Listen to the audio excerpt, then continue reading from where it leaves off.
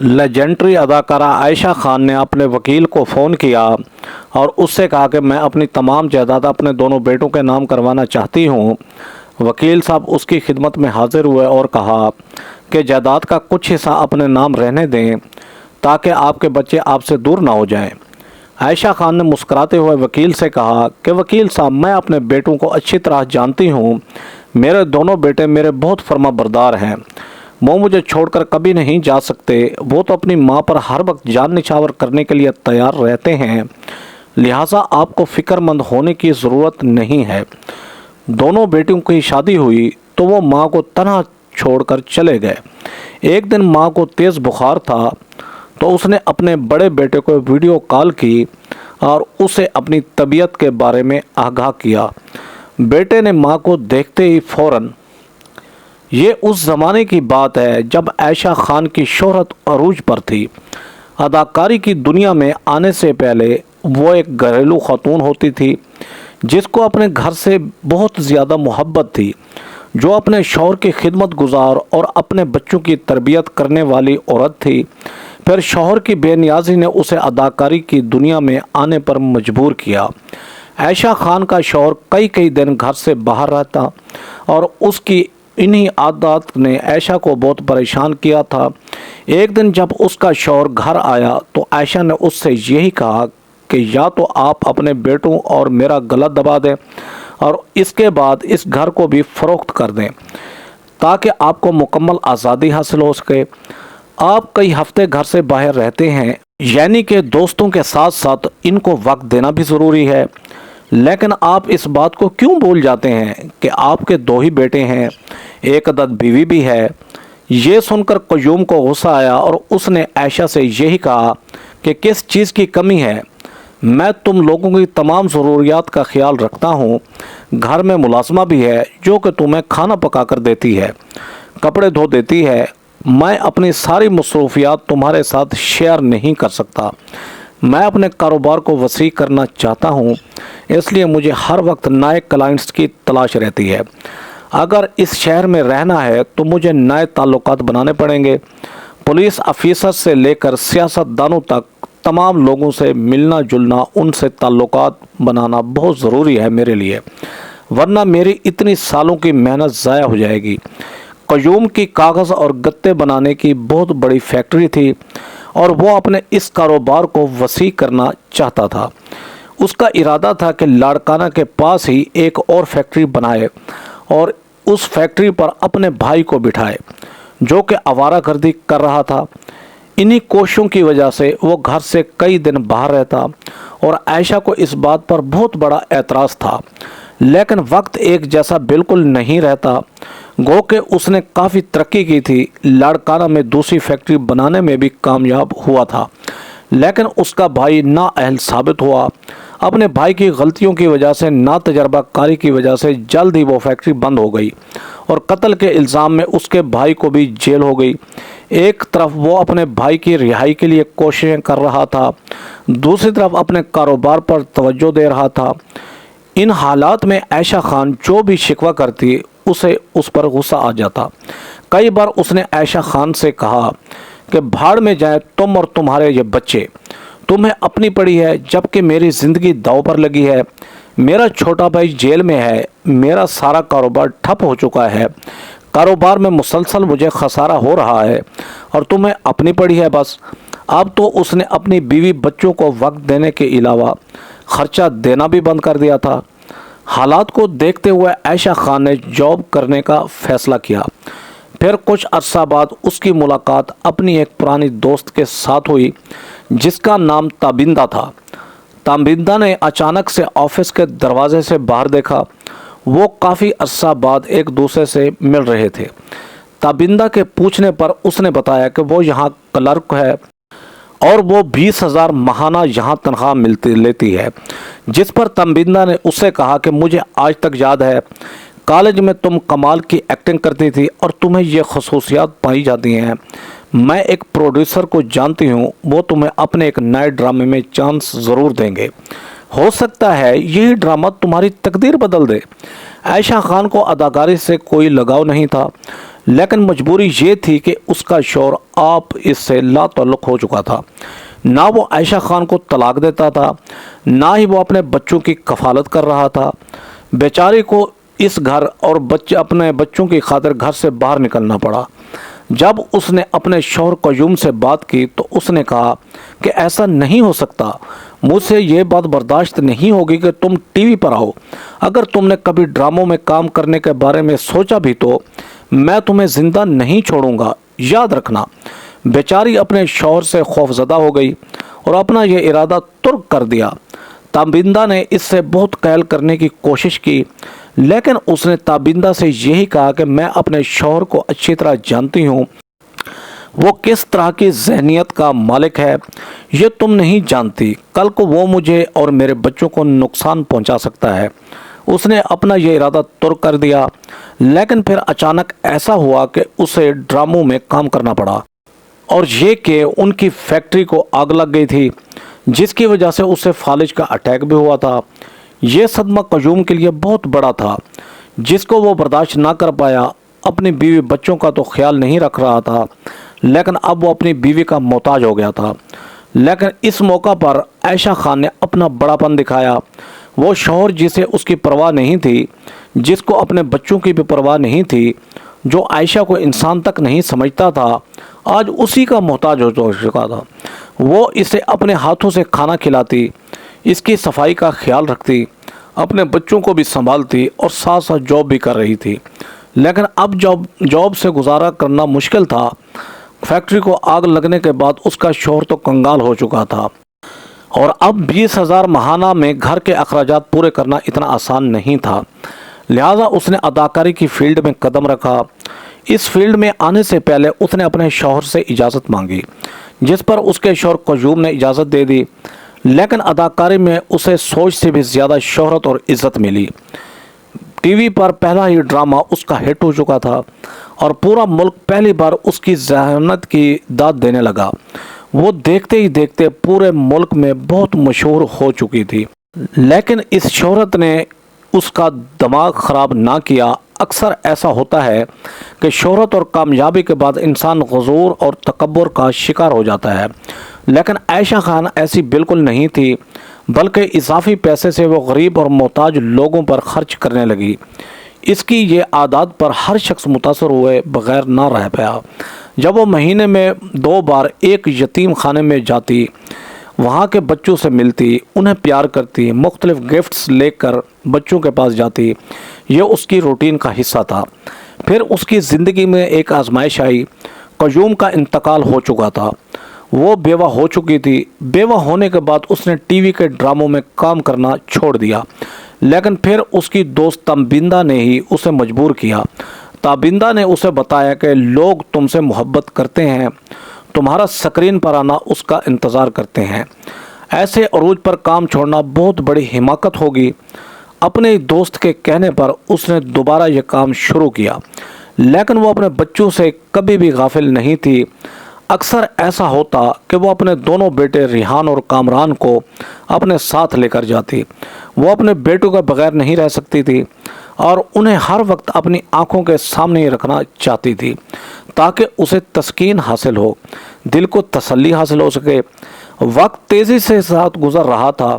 वो बच्चे जिनको वो पाल रही थी, जिनकी खातिर वो इस फील्ड में आई, अब जवान होने लगे थे, तालीम हासिल कर रहे थे।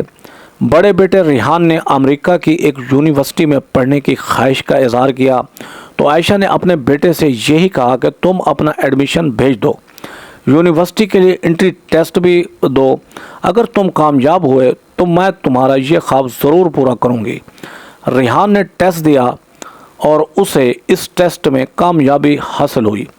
मास्टर्स की तालीम हासिल करने के लिए वो अमेरिका चला गया। छोटा बेटा कामरान पढ़ाई में तो इतना लायक नहीं था, लेकिन उसे भी अदाकारी का बहुत बड़ा शौक़ था, लेकिन माँ की तरफ से ही उसे मना किया गया। आयशा खान कभी नहीं चाहती थी कि उसका बेटा कामरान अदाकारी में आए। वो तो मजबूरी की हालत में आई थी, अपने बच्चों की कफालत कर रही थी, वो भी अकेले। वो यही चाहती थी कि जो उसका ख्वाब था कि उसके दोनों बेटे तालीमी मैदान में आएँ, मुल्क और इस कौम का नाम रोशन करें, उसे अपने बेटे रिहान पर फ़ख्र था। जबकि कामरान को भी वो मेहनत की तलकीन कर रही थी। रिहान अमेरिका से तालीम हासिल करने के बाद वापस आया तो उसे अपने बेटे की शादी की जल्दी थी। रिहान को अपनी एक क्लास फेलो पसंद थी, लिहाजा उसने अपनी माँ से यही कहा कि मैं सहरिश से ही शादी करना चाहूँगा। अपने बेटे रिहान की शादी पर वो बहुत खुश थी। उसकी खुशी का कोई ठिकाना नहीं था। तंबिंदा आज भी उसकी बेहतरीन दोस्त थी। उसने तंबिंदा का शुक्रिया अदा किया कि मुश्किल की इस घड़ी में तूने मेरा बड़ा साथ दिया। उस मामूली जॉब से मैं ना अपने बच्चों को पढ़ा सकती थी, ना ही मैं अपने पैरों पर खड़ा हो सकती थी, लेकिन तंबिंदा ने यही कहा कि मैंने तुम्हारी सलाहियतों को पहचान लिया था, तुम इस काम के लिए बनी थी, लिहाजा मैंने तुम पर कोई एहसान नहीं किया। दोनों बेटों की शादी हो चुकी थी। ये कंबाइन फैमिली थी और एक खुशहाल ख़ानदान था। रिहान का बेटा पैदा हुआ तो आयशा खान की खुशी का कोई ठिकाना नहीं था। वो दादी बन चुकी थी। खुशी के इस मौका पर उसने बहुत बड़ी खैरात का बंदोबस्त किया। इस खैरात में कोई बड़े लोग शामिल नहीं थे, बल्कि गरीबों को खाना खिलाया गया। हालांकि इसकी कई ऐसी दोस्त थीं और इसकी फील्ड में काम करने वाली बाकी दूसरी अदाकारा और अदाकारों ने इसको नाराज़गी का इजहार किया, लेकिन इसने अपने तमाम दोस्तों और अपने साथ काम करने वाले लोगों से यही कहा कि ये कोई पार्टी नहीं थी, ना ही कोई बड़ा फंक्शन था, ये तो मैंने गरीबों के लिए खाने का बंदोबस्त किया था। इसे पार्टीज़ में जाना बिल्कुल पसंद नहीं था। हालांकि प्रोड्यूसर, डायरेक्टर साहबान और बाकी लोगों की तरफ से इसे इनवाइट किया जाता, लेकिन वो बहुत सादा तबीयत की मालिक थी। कभी इस तरह की पार्टीज़ में जाना इससे बिल्कुल पसंद नहीं था। ना ही उसे शोहरत से कोई लेना देना था। उसे शोहरत की कोई चाह नहीं थी, लेकिन इसके बावजूद पाकिस्तान का हर एक शख्स उसे जानता था, उसकी इज़्ज़त करता था, उसे कदर की निगाह से देखता था। एक दिन आयशा घर वापस आई। वो काफ़ी थकी हुई थी। मुलाजमा घर पर मौजूद नहीं थी। उसने अपनी बहू को आवाज़ दी और उसे कहा, बेटी मेरे लिए पानी का एक गिलास तो लाओ। पहले तो उसकी बहू ने उसकी बात अनसुनी कर दी, उसे कोई जवाब ना दिया। फिर आयशा खान अपनी जगह से उठी और बहू से कहा कि मैंने पानी मांगा था तुमसे, क्या तुमने मेरी बात नहीं सुनी, या फिर जानबूझकर मुझे जवाब नहीं दे रही। जिस पर उसकी बहू ने रश से कहा, मैम तुम्हारी नौकरानी तो नहीं, क्या आपको दिखाई नहीं देता कि घर में मुलाजमा मौजूद नहीं है, लेकिन इसके बावजूद आपने मुझे कहा पानी लाने के लिए, क्या मैंने कभी आपको पानी पिलाया। ये कहकर वो अपने घर में चली गई, लेकिन आयशा खान के दिल पर एक चोट सी लगी। बहू की इस बात ने उसे खासी तकलीफ़ दी और वो अपने बेटे रिहान का इंतज़ार करने लगी। रिहान जैसे ही घर में दाखिल हुआ तो देखा कि उसकी माँ रो रही है। रिहान ने अपनी वालदा से कहा कि माँ क्या हुआ, आप क्यों रो रही हैं, तबीयत तो ठीक है आपकी। जिस पर आयशा खान ने अपने बेटे से कहा कि बेटा मेरी तबीयत तो बिल्कुल ठीक है, लेकिन मेरा दिल बहुत उदास है। तुम्हारी बीवी की वजह से मैंने महज पानी मांगा था उससे और उसने उल्टा मुझे डांटना शुरू कर दिया। पानी पिलाना तो दूर की बात है, उसने मुझसे बड़े सख्त लहजे में बात की है। ये सुनकर रिहान को काफ़ी गुस्सा आया। फिर उसने अपनी माँ से कहा कि माँ मैं अभी उसकी खबर लेता हूँ, वो आपसे माफ़ी ज़रूर मांगेगी और आइंदा वो आपका हर कहना मानेगी। जिस पर आयशा खान ने बेटे से कहा कि बेटा मेरा मकसद तुम्हें भड़काना नहीं था, बस कम से कम उसे ये नसीहत ज़रूर कर दो कि बड़ों से बात कैसे करते हैं। रिहान अपनी जगह से खड़ा हुआ। वो सीधा फर्श सहरिश के पास गया, गरजदार आवाज़ में अपनी बीवी को डांटने लगा और कहा कि तुम्हारी जुर्रत कैसे हुई मेरी माँ के साथ बदतमीज़ी करने की। उसने तुमसे महज पानी मांगा था और तुमने माँ को बातें सुनाना शुरू कर दी। सहरिश अपने शौहर पर हैरान हो रही थी और गसीली नज़रों से अपने शौहर को देखने लगी, जिस पर शौहर ने अपनी ही बीवी से माफ़ी मांगी और फिर चुपके से उसे कहने लगा कि ये मेरी मजबूरी थी, माँ के सामने मुझे फर्माबरदार बेटा बनना ज़रूरी है। अब अगर मैं ये ड्रामा ना करता तो इतनी बड़ी जायदाद से तो महरूम हो ही जाता। फिर उसने अपनी बीवी को बेड पर बिठाया اور اسے یہی کہا کہ اگرچہ تمہیں یہ بات ناگوار گزرے لیکن پھر بھی میری خاطر ماں کا جھوٹا موٹا کام کر لیا کرو۔ وہ کبھی تمہیں نہیں کہے گی کہ میرے پیر دباؤ یا میرا فلانا کام کرو، زیادہ سے زیادہ وہ یہی کہے گی کہ مجھے پانی لا کر دو۔ لیکن اس بات پر سحرش کو غصہ آیا اور وہ کہنے لگی کہ میں تمہاری ماں کی ملازمت تو نہیں ہوں اور مجھے تمہاری ماں کی جائیداد سے کوئی لینا دینا نہیں ہے۔ میرے باپ نے میرے حصے میں کافی جائیداد چھوڑی ہے۔ جس پر ریحان اسے کہنے لگا کہ بے وقوف عورت، میری بات کو سمجھنے کی کوشش کرو، تمہیں تو اس جائیداد کی ضرورت نہیں لیکن مجھے تو ضرورت ہے نا، یہ کروڑوں کی جائیداد ہے۔ اگر ماں ہم سے ناراض ہو گئی تو وہ اپنا سارا کچھ اس یتیم خانے میں ڈونیٹ کر دے گی۔ تم تو اس حقیقت سے واقف ہو کہ ان بچوں سے کتنی محبت رکھتی ہے وہ۔ بچپن سے لے کر آج تک ماں نے ہمیں اتنا پیار نہیں کیا جتنا وہ یتیم خانے کے بچوں کو پیار کرتی ہے۔ وہ ان پر خرچ کر رہی ہے، ان کی صحت تعلیم پر کافی پیسہ لگا رہی ہے اور عین ممکن ہے کہ ماں اپنی آدھی جائیداد بھی یتیم خانے کے حوالے کر دے۔ لہٰذا میرے ساتھ آؤ اور ماں سے معافی مانگو۔ سحر اپنے شوہر کی بات نہیں مان رہی تھی لیکن پھر اس نے اپنی بیوی کو شاپنگ کے لالچ دی، جس پر وہ اپنے شوہر کے ساتھ آئی اور ایسی ڈرامہ بازی کرتے ہوئے اس نے عائشہ خان سے معافی مانگی اور کہا کہ ماں آئندہ میں ایسا نہیں کروں گی، مجھ سے بہت بڑی غلطی ہوئی ہے، مجھے آپ سے ایسے بات نہیں کرنی چاہیے تھی۔ عائشہ نے اپنی بہو کو دعائیں دیں اور خوش ہو گئی، لیکن وہ یہ نہیں جانتی تھی کہ بیٹے نے اپنی بیوی کو کیسے راضی کیا ہے۔ عائشہ خان کو محسوس ہوا کہ اب اس کی ہڈیوں میں اتنی طاقت نہیں، وہ اب شعبے سے لا تعلق ہو چکی تھی۔ اسے کئی چینلز کی طرف سے ڈراموں میں کام کرنے کی آفر ہوئی، لیکن اس نے یہی کہا کہ اس وقت میری مجبوری تھی، لیکن اللہ کا بہت شکر ہے اب میرے پاس اللہ کا دیا ہوا سب کچھ ہے، مجھے مزید کام کرنے کی کوئی ضرورت نہیں ہے۔ بیٹوں کی طرف سے بھی اسے کہا گیا اور اسے اس بات کی حیرانگی ہوئی تھی جب ریحان نے ایک بار کہا کہ ماں آپ کو 40 لاکھ کی آفر ہوئی ہے، یہ پیسہ بہت زیادہ ہے، گھر میں بیٹھنے سے بہتر ہے کہ آپ وہاں جا کر کام کریں۔ اس ملک میں آپ کے بہت بڑے فینس ہیں جو آپ کو سکرین پر دیکھنا چاہتے ہیں، وہ آپ سے پیار کرنا چاہتے ہیں۔ یوں گھر میں بیٹھے رہنا آپ کی صحت کے لیے ٹھیک نہیں ہے، لیکن میں حیران ہوں کہ آپ نے کیسے انکار کیا۔ بیٹے کی یہ بات سن کر وہ کافی حیران ہوئی اور پھر ریحان سے کہا کہ بیٹا، مجھ میں اب مزید کام کرنے کی ہمت نہیں ہے، اس وقت میری مجبوری تھی، میں تم لوگوں کی پرورش کر رہی تھی، لیکن اب تم اپنے پیروں پر کھڑے ہو چکے ہو۔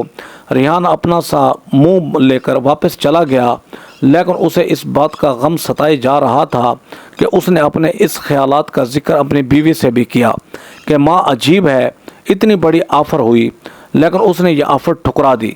اتنا بڑا چینل تھا، لوگ ترستے ہیں کام کے لیے اور ماں کو کام مل رہا تھا، لیکن اس نے کام کرنا مناسب نہ سمجھا۔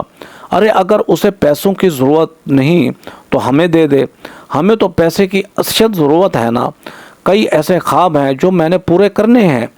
پھر اس کے بعد ایک دن آیا جس دن کا دونوں بیٹوں کو بڑی شدت کے ساتھ انتظار تھا۔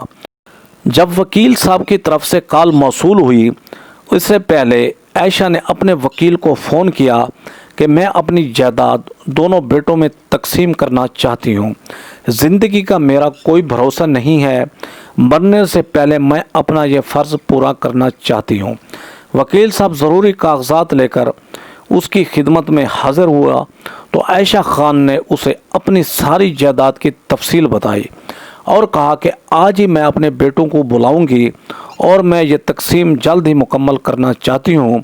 وکیل صاحب نے عائشہ کو مشورہ دیا کہ ویسے تو آپ ماں ہیں، اپنے بیٹوں سے پیار کرنے والی، مجھ سے زیادہ عقل مند ہیں، آپ کا تجربہ بھی بہت زیادہ ہے، لیکن میں آپ کو ایسی بات کا مشورہ دوں گا کہ ساری کی ساری جائیداد اپنے بیٹوں میں تقسیم مت کیجیے، نصف یا پھر 1/3 اپنے نام رہنے دیں تاکہ آپ کے بیٹے آپ سے دور نہ ہو جائیں۔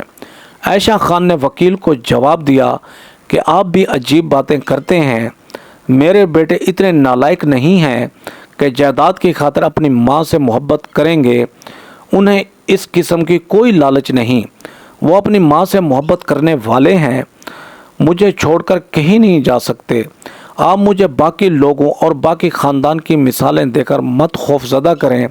वो बदबख्त औलाद ही होती है जिन्हें अपने माँ बाप का कोई एहसास नहीं होता, लेकिन मेरे बेटों में ये एहसास पाया जाता है। वकील साहब ने आयशा से ज़्यादा बहस करना मुनासिब न समझा और ख़ामोश हुआ। उसके हुक्म की तामील की। वकील साहब की तरफ से जब दोनों बेटों को फ़ोन किया गया तो उनकी खुशी का कोई ठिकाना नहीं था। वो अपना अधूरा काम छोड़कर फ़ौरन घर आए, माँ के कदमों को बोसा दिया। आज पहली बार उन्होंने माँ के कदमों को छुआ और आज उनको माँ पर बहुत ज़्यादा प्यार आ रहा था। वकील साहब उनकी नीयत को खूब समझते थे, लेकिन ये माँ ही थी जो अपने बेटों से नावाकिफ़ थी, उनकी फितरत को नहीं समझ रही थी। अपनी बहुओं और बेटों की मौजूदगी में आयशा खान ने सारी जायदाद दोनों बेटों में तकसीम कर दी। इसके अलावा 20 तोले सोना अपनी बहुओं के नाम किया। 20 तोले के जेवरात उसने बड़ी बहू के हवाले किए, जबकि छोटी बहू के हिस्से में उतने ही जेवरात आए। दोनों बहुएं आज बहुत खुश थीं और अपनी सास पर पहली बार उनको भी प्यार आ रहा था। छोटी बहू से तो ये खुशी बर्दाश्त ही ना हुई और वह फ़ौरन ही अपनी सास के पैरों में बैठ गई और उसके पैर दबाने शुरू कर दिए, जबकि आयशा खान ने अपने पैर पीछे किए और कहा कि बेटी ऐसा मत करो, मुझे बड़ा अजीब सा महसूस हो रहा है, मैं तुम्हें ये तकलीफ़ नहीं देना चाहती। लेकिन वो ज़बरदस्ती ही अपनी सास की खिदमत करने लगी और आयशा से यही कहा कि हम आपको अपनी माँ का दर्जा देते हैं, अगर आपने हमें खिदमत करने का मौका ना दिया तो हम नाराज़ हो जाएंगे आपसे। आयशा खान हैरान थी कि बच्चों के रवैये में अचानक ऐसी तब्दीली क्यों आ गई, लेकिन जो भी था वो बहुत खुश थी। वो दिल से दुआएं दे रही थी इनको, और उसकी बहुएं अब उसकी खिदमत कर रही हैं और बेटे भी काफ़ी फरमाबरदार हो चुके हैं। मगर उसके बेटे तो इस इंतज़ार में थे कि कब माँ की जायदाद के वो मालिक बन जाएंगे। अभी भी प्रोसेस जारी था, शायद प्रोसेस मुकम्मल हो जाता तो वो भी माँ को अलविदा कहकर चले जाते, लेकिन वो इसी इंतज़ार में थे। जैसे वो जायदाद के मालिक बन गए तब उन्होंने सोचना शुरू किया कि किस तरह यहाँ से छुटकारा हासिल करें।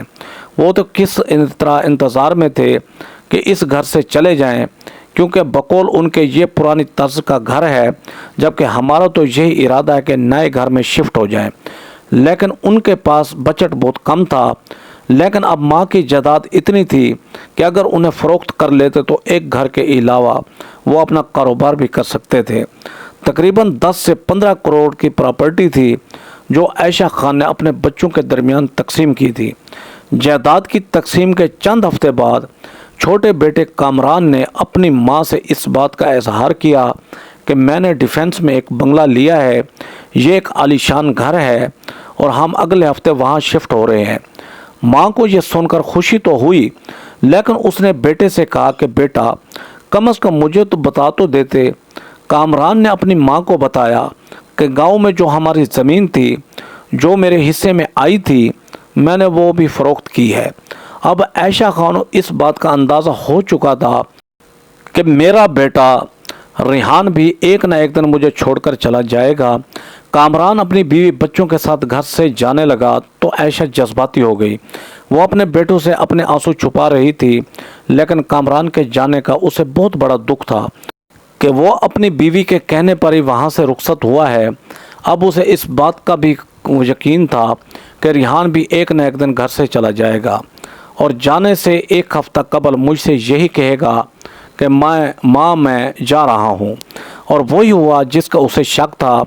कुछ ही महीने बाद रिहान ने अपनी माँ से कहा कि रावलपिंडी में मैंने अपना नया कारोबार शुरू किया है, वहाँ पर एक नया फार्म हाउस भी मैंने ख़रीदा है जो कि तकरीबन 8 कनाल पर मुश्तमिल है। उसकी बीवी सहरिश के मेके भी रावलपिंडी में ही थे, लिहाजा आयशा को इस बात का यकीन था कि उसने अपनी बीवी के कहने पर ही यहाँ से जाने का फ़ैसला किया है। जो कामरान को ना रोक सकी वो भला अपने बेटे रिहान को कैसे रोक सकती थी। आखिरी दिन उसने अपने पोते पोतों को से प्यार किया और इस तरह रिहान भी अपनी फैमिली को लिए वहाँ से रुखसत होने लगा।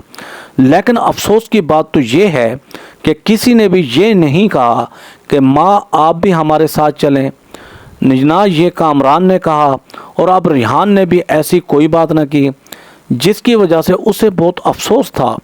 अफसोस इस बात का था कि जिनको मैंने इतने प्यार से लाड से पाला, जिनकी खातिर मैंने मुशक्क़त झेली, वो कम से कम एक बार तो मुझे कह देते कि माँ हमारे साथ चलें। लेकिन ऐसा किसी ने नहीं कहा, सिर्फ़ और सिर्फ अपनी बीवियों की वजह से। खैर, बेटों के जाने के बाद अब वो तन्हाई की आदी हो चुकी थी। बेटे शुरू में माँ से मिलने भी आ जाया करते थे, फिर कॉल्स का सिलसिला जारी रहने लगा और फिर कुछ अरसे बाद कॉल्स भी कम होने लगी। वो ख़ुद अपने बेटों को कॉल करती या फिर उनसे मिलने जाती। एक बार वो अपने बेटे कामरान से मिलने गई।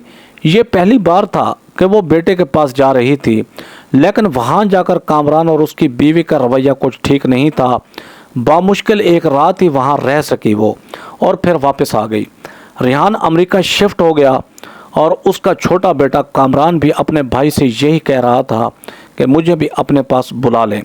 यहाँ हालात बहुत ख़राब हैं, कारोबार बिल्कुल ठप हो रहा है। रिहान ने अपने छोटे भाई को तसल्ली दी और कहा कि तकरीबन 6 महीने लगेंगे, मैं तुम्हें भी अपने पास बुला लूँगा, बस मुझे सेटल होने दो। कुछ अरसा बाद कामरान भी अपने भाई के पास अमेरिका चला गया। माँ की ताकत कम हो रही थी, उसकी हड्डियों में अब इतना दम नहीं था कि वह अपने काम खुद कर सके। एक मुलाजमा ही थी जो उसकी देखभाल करती थी। आयशा खान की एक हमसाई थी, जिसने बताया कि मुझे काफ़ी दिनों से आयशा खान नज़र नहीं आ रही थी, ना ही उसकी मुलाजमा घर पर थी। उसकी माँ बीमार थी और वो 2 हफ्ते के लिए गाँव गई हुई थी। लेकिन मैंने यही समझा कि आयशा खान अपने बेटों के पास चली गई है, क्योंकि इसके अलावा तो कोई और उसका अपना नहीं था। मुझे उनके घर से बदबू आ रही थी, तो मैं काफ़ी परेशान हुई। मैंने पुलिस को इतला दी और फिर बाद में पता चला कि उसकी लाश पिछले 10 दिन से घर में पड़ी है। पुलिस उसके घर में दाखिल हुई तो वो बेड पर दराज थी, लाश तकरीबन गल चुकी थी। उसकी हमसाई को बहुत पछतावा हुआ कि मैंने अपनी पड़ोसन आयशा की खबर क्यों ना ली। लेकिन आजकल अफरा तफरी का ही दौर है, किसी को किसी का होश नहीं, हर कोई अपनी मस्ती में मस्त है। लेकिन लोग उसके बेटों पर लानत भेज रहे थे। आज जो अमेरिका में अपनी ज़िंदगी गुजार रहे थे, जब उनको बताया गया कि उनकी माँ की वफ़ात हो चुकी है और उनकी माँ की लाश पिछले 10 दिन से घर में अकेली नज़र नहीं आ रही थी, ना ही उसकी मुलाजमा घर पर थी। उसकी माँ बीमार थी और वो 2 हफ्ते के लिए गाँव गई हुई थी। लेकिन मैंने यही समझा कि आयशा खान अपने बेटों के पास चली गई है, क्योंकि इसके अलावा तो कोई उसका अपना नहीं था। मुझे उनके घर से बदबू आ रही थी, तो मैं काफ़ी परेशान हुई। मैंने पुलिस को इतला दी और फिर बाद में पता चला कि उसकी लाश पिछले 10 दिन से घर में पड़ी है। पुलिस उसके घर में दाखिल हुई तो वो बेड पर दराज थी, लाश तकरीबन गल चुकी थी। उसकी हमसाई को बहुत पछतावा हुआ कि मैंने अपनी पड़ोसन आयशा की खबर क्यों ना ली। लेकिन आजकल अफरा तफरी का ही दौर है, किसी को किसी का होश नहीं, हर कोई अपनी मस्ती में मस्त है। लेकिन लोग उसके बेटों पर लानत भेज रहे थे। आज जो अमेरिका में अपनी ज़िंदगी गुजार रहे थे, जब उनको बताया गया कि उनकी माँ की वफ़ात हो चुकी है और उनकी माँ की लाश पिछले 10 दिन से घर में अकेली पड़ी थी, तो वो कहने लगे कि हम वापस आ रहे हैं, हमारे आने तक माँ की तदफीन नहीं होनी चाहिए। उसकी लाश को सर्द खाने में मुंतकिल किया गया। लेकिन वो जैसे ही पाकिस्तान में आए तो डॉक्टर उन पर बरस पड़ा। वो उन दोनों बेटों पर लानत भेज रहा था, यही कह रहा था खुदा का खौफ करो। 10 दिन से वो बेचारी अकेली घर में पड़ी थी, इसका मतलब यही है कि तुम लोग अपनी माँ से रब्ता नहीं करते थे। 10 दिन में अगर एक बार भी माँ को कॉल की होती तो शायद तुम्हें तशवीश होती कि माँ जवाब क्यों नहीं दे रही। लेकिन यही लगता है कि तुम लोग माँ से रब्ता नहीं करते थे। अब तैयार हो जाओ, क्योंकि तुम्हारे साथ भी ऐसा ही होगा।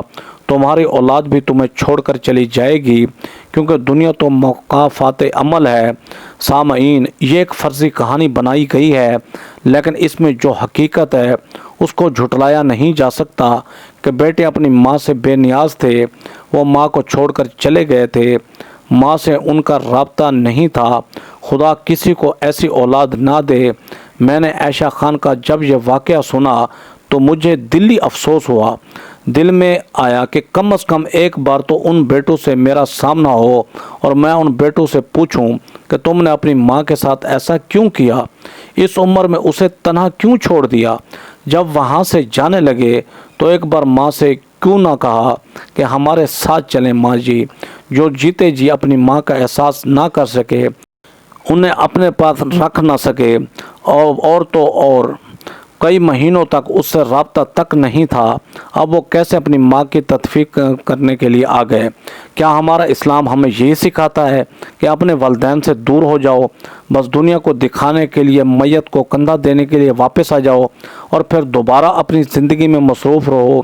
ये बहुत बड़ा सबक है उन बेटों के लिए जो अपने वालिदैन से बेखबर हैं। अल्लाह ताला से दुआ है कि वो हमें वालिदैन की खिदमत करने की तौफीक दे। दोस्तों, ये स्टोरी वीडियो पसंद है तो हमारे चैनल शौकत वाइस को सब्सक्राइब करके बेल आइकन को दबाकर ऑल पर क्लिक कर दें, ताकि आपको हर आने वाली न्यू वीडियो का नोटिफिकेशन सबसे पहले मिले। Thanks for watching. अल्लाह हाफिज़।